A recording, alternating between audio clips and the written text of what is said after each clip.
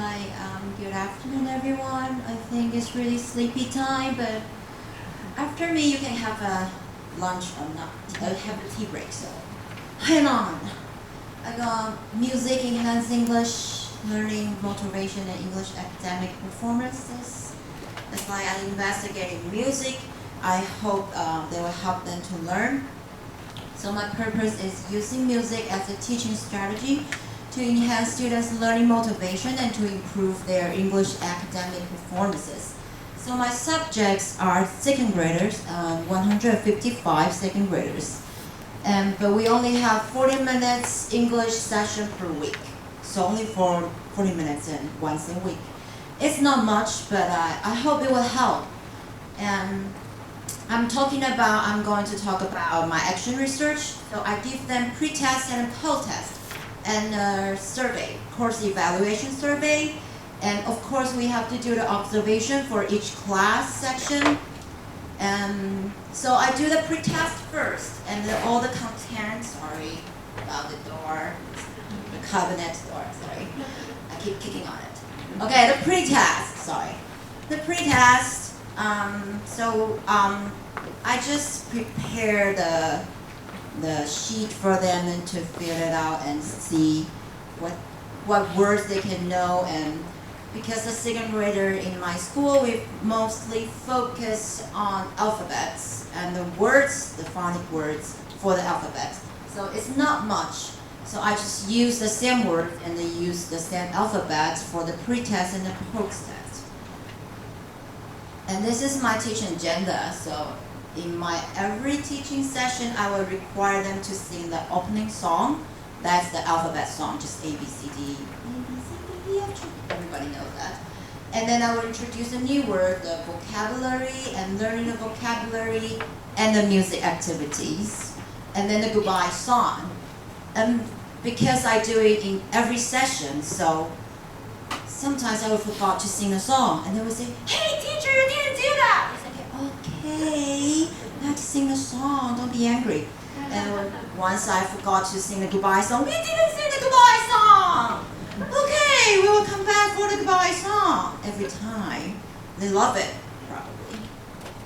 So my lesson plan 1 is sound circle. Actually, I learned it from Professor Robin from the University of Auckland. So I use the sound circle. I will show you later. So I will help them to learn more, so to just read out the words.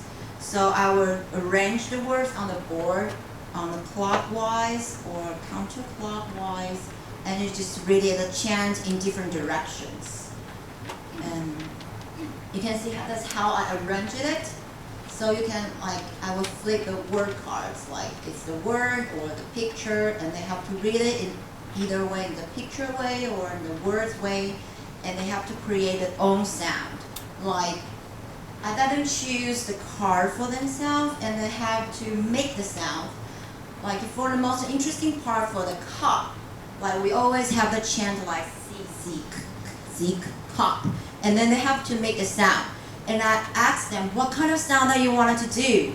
I thought they would say like, they just, smash the cup on the floor and have the crack sound. But they say, no, we love, that means drinking, use the cup. I was like, oh, that's really good. They just, they have their own ideas. They don't want to just do whatever they want. They could do whatever they want, and they create the bear. I think the bear use the quack sound. I don't know why, but they love it. So just see that video and you will know what I'm doing. It's a little bit loud.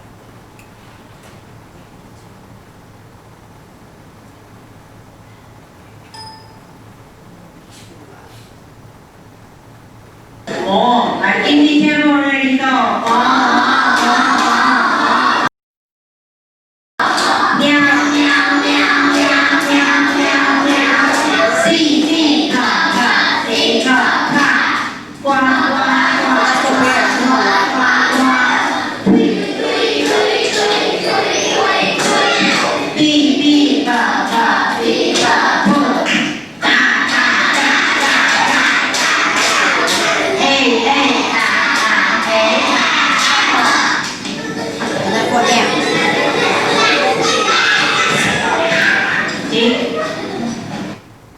by doing this, they could just read out the word for multiple times.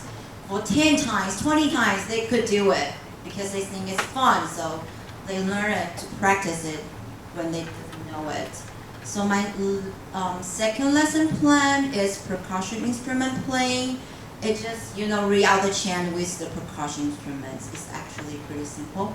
So I use woodblock, tambourine, castanets, and a sleigh bell. And then just arranging like this. I let them play the percussion instruments and rotating in different teams.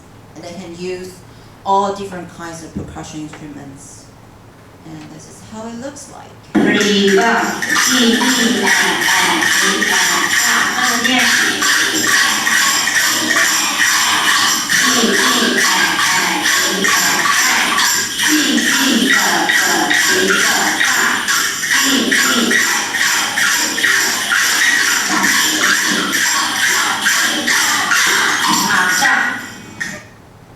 I love it. I think that's one of my favorite activity. And the third one is composing a song, but it's not exactly composing a song. It's more like use the melody they already know and creating the song. It's more like a piggyback song. They can sing the Twinkle Twinkle Little Star and they just put on the chant, the word of the chant into the melody, and that's it. It's not really composing a whole new song. It's just using the melody they already know. And so I divided them into different groups, and each group have one word card, and they have to use that word to make a song. So they can choose their own song, like the melody, like Twinkle Twinkle Little Star, or some pop song like 学猫叫 or 古老的大钟两只老虎. They can choose whatever they want. But it doesn't work that well, I think. This is the more successful one. And you can guess what song, what melody that he's singing. Oh, maybe I should. Sorry. Get a little bit louder.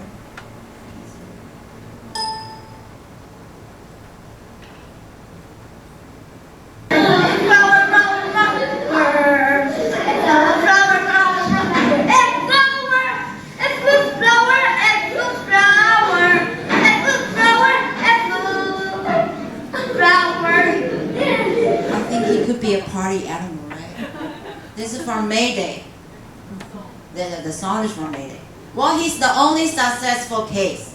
He's the only one because the other team is like this. Ready, go.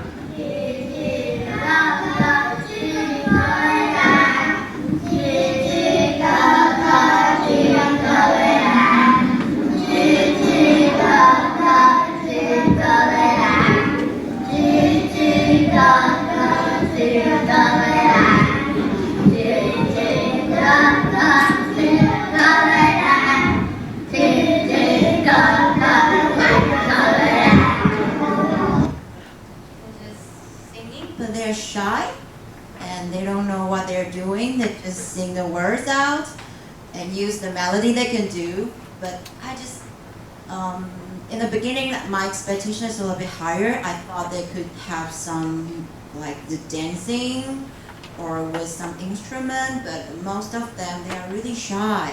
They are not sure about what they're doing is correct or not. But I actually encourage them to do whatever they want, but they kind of like, oh, I don't know, I'm probably wrong. I don't want to sing in front of everyone. So, but they still do it. So I'm pleased. So after these 3 activities, like for 3 different units, I do the statistic results of this. So the pre-test, I got average scores of 74.67 out of 100. So maybe I just let you read the things. So actually, they get better in listening and not that good in reading and writing. But after the activity, I do the post-test. You can see actually the points is get higher. in every part, like the average score get like 15% more, and the listening is even more. But a surprising part is about reading and writing, because about my music activity, I didn't really focus on reading and writing. I mostly just reading. Not reading, just read out the words, and we use a lot of instruments. I didn't ask them to write, but actually, the writing and reading parts increase the most. So I think it's really interesting. And I do the survey, and the chart is over here. So I use Google Forms. It probably looks a little bit weird.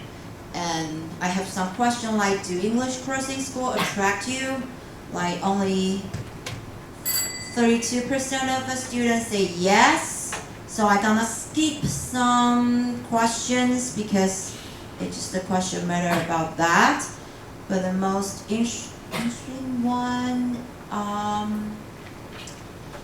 okay, this one is more important. Maybe I should just show it over here. This is my survey, and this is how it looks like. I add them the handwriting, and that's the more significant differences is the 51% of students state that integrating music into English courses is a helpful teaching strategy in English learning. This is what the survey said. And 44.8% of students illustrate that integrating music into English courses motivate them to learn English. And I also asked them what activity that they would like the most. Oh, not the most, but that their favorite activities. So the singing English alphabet song and goodbye song and reading chants with percussion instrument. These two activities are their favorite, and they also the most helpful teaching strategy that they think that help them. These two activity actually is the most helpful teaching strategy. They think that is make them want to learn more. And I also have a comment for them to put on the comments for me for the English class. Most of the students would give me positive feedbacks like I love English, my favorite subject is fun, I like playing percussion instruments. But of course there were some students would say, I don't like English, I could be better, you could be better, I don't like music. There's a negative one, of course. People like it, people don't like it, but there's some comments that is really interesting. Like the first one is that, thank you for teaching us, sorry that we gave you a lot of pressure. Do I look overwhelmed to them? I'm like, I never felt that way, but I don't know why she or he said that. It's really interesting. And I think the most something that we need to consider about is there's few of them. They will say that, oh, they already learned everything from the prep school, from the after school. They already learned. Although they think it's fun, but they already know, so there's no helping. Like, our teaching is no helping to them, but we are the teacher in the school, in the public school. But they already learn everything from the prep school. Then why they need us? But they still say, I like your teaching, but I already know.